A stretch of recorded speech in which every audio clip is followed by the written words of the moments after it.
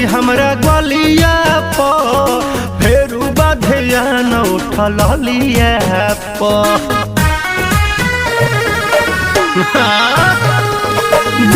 देनी दागी हमरा गलिया प फेरू बाधिया न उठल लिया प कर में मजाक जानिए ने ओने छुदी कर में मजाक जानिए ने ओने छुदी हो खता गुदा गुदी हो खता गुदा गुदी पियाजी पलंग पन कूदी हो खता गुदा गुदी पियाजी पलंग पन कूदी हो खता गुदा गुदी गुदी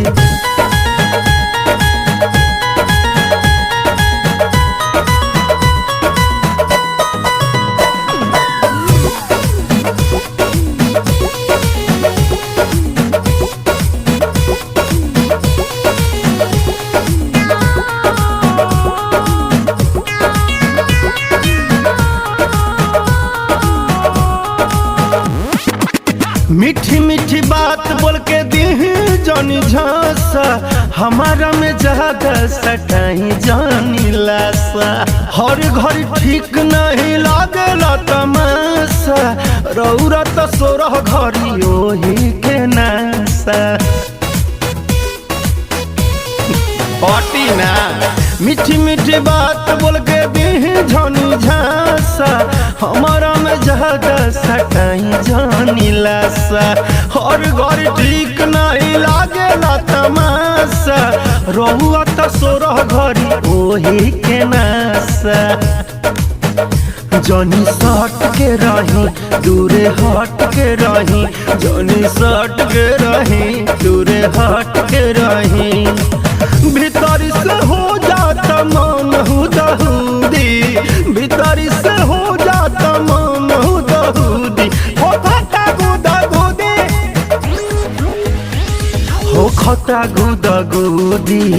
एने ओने जनी रावा छुदी हो खता गुदा गुदी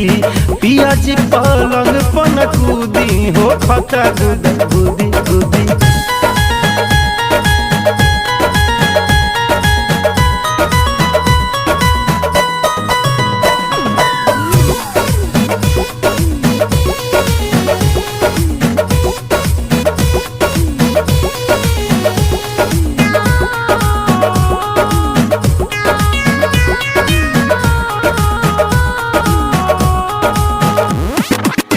बिक्की मानी से डियार से भी सीख ली ओहू लोग के बिया में हरारू पंकज तिवारी निशांत शांत रही ओही खाती होखी ना उतारू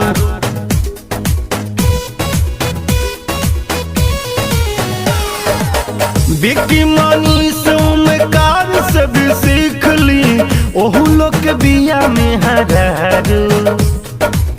पंकज तिवारी निशांत शांत रही ओही खाती होखी ना उतारू सुना सुना ए राकेश काम होई न विशेष सुना सुना ए राकेश बात होई न विशेष मिली न जवनिया के रौरा की सूदी मिली न जवनिया के रौरा की सूदी हो खता गुदा गुदी हो खता गुदा गुदी पियाजी पलंग पन कूदी हो खता गुदा गुदी अंगूरी से जनी राव छुदी हो खता गुदा गुदी गुद गुदी राजा जी।